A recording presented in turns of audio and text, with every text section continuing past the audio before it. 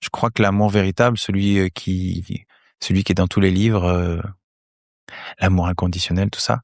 En fait, si je ne passe pas, moi, par une acceptation de toutes mes failles, mes ombres, de Mmh. tout ce qu'il y a un peu en moi qui est caché, tôt ou tard, je vais me retrouver face à quelqu'un qui va me renvoyer cette part d'ombre Mmh.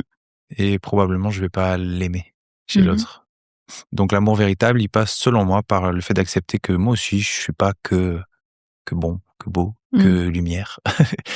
J'ai des zones où bah, voilà, moi je sais qu'il y a des endroits où je suis pas forcément 100% honnête, parce qu'il y a la peur. Je sais qu'il y a des endroits où je suis pas 100% généreux. Mmh. Je sais que je suis par moments très égoïste et donc faire ce cheminement, il est intéressant parce que déjà, on met de la lumière sur quelque chose qui est là, que tu le veuilles ou non. Mais tu l'as fait comment ce cheminement, toi? Alors moi, je bosse beaucoup seul, je bosse beaucoup,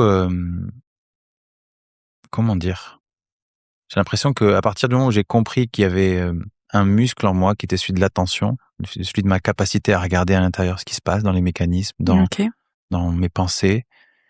À partir de ce moment-là, j'ai commencé à vraiment beaucoup travailler sur, m'observer tout le temps, face aux OK. gens, à écrire énormément ce que je perçois de moi, à être très, très critique, OK. vraiment exigeant, très exigeant. Comme si Donc tu faisais un pas de côté dans ton tout le temps, cerveau. Ça rejoint le livre Le pouvoir du moment présent. totalement, ça a été ma bible. Ça a été le point de départ pour moi, ouais. Est-ce que tu peux raconter un peu ce livre? Parce que j'en ai jamais parlé sur la leçon. Moi, je Ouais. l'avais commencé en anglais. Je me rappelais qu'à un moment, j'étais Power of en now. ouais, ouais, exactement. Et je me rappelle qu'il y a des moments, j'étais en mode: «Attends, pause», je relisais 4 fois les mêmes phrases et je me suis dit: «Putain, le moment présent, il est pas ouf là» et je Mmh. l'ai arrêté. Il est dur. Moi, j'ai mis du temps aussi à rentrer dedans. On me l'avait offert et pareil, je comprenais pas spécialement.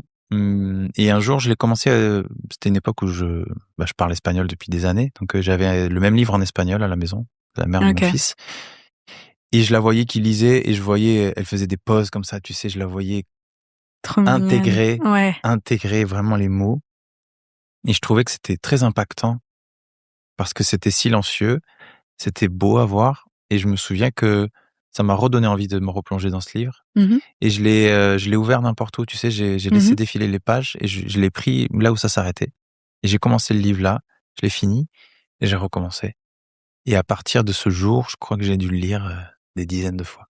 OK, et qu'est-ce qui te marque, est-ce qu'il y a 2-3 enseignements dans le bouquin qui te marquent? Moi, je me rappelle juste de ce truc de se décaler très légèrement, que j'utilise encore à ce jour Mmh. quand j'ai des pensées anxieuses. Tu sais, par moments, on est Bien un sûr. peu obsessionnel Mmh. et j'ai un petit dialogue de bonhomme interne en disant: «OK, donc Mmh. là, c'est C'est ton ça qui se anxiété passe. qui Ouais. parle» et ça marche. C'est Beh, bien. ouais. Moi, je le vois comme un muscle, en fait. Pour moi, c'est quelque chose, quand je lis le livre, je réalise que j'ai ce muscle, qui est donc le pouvoir de l'instant présent comme il le dit lui. OK. On peut le nommer de plein d'autres façons, je pense. Moi, c'est le fait de pouvoir, avoir une attention, une observation sur ce qui se passe à l'intérieur et juste d'être là à dire: «Ah tiens, c'est marrant, quand tu m'as dit ça, il y a eu la même pensée, qui est apparue depuis toujours», tu sais? Se rendre compte qu'on a des Mmh. mécanismes de pensée et donc moi, Mmh. à cette époque, c'est au début des Frérots ou au milieu de l'aventure Frérots de la Vega. Je commence à jouer, en fait. Je suis tout le temps dans le jeu. Je passe mes journées à être face aux gens comme ça et me dire: «Tiens, fais voir ce qui se passe quand, cette Waouh! personne, se met face à moi. Tiens, il y a de la timidité. Tiens, il y a de la peur. Tiens, il y a de l'ego».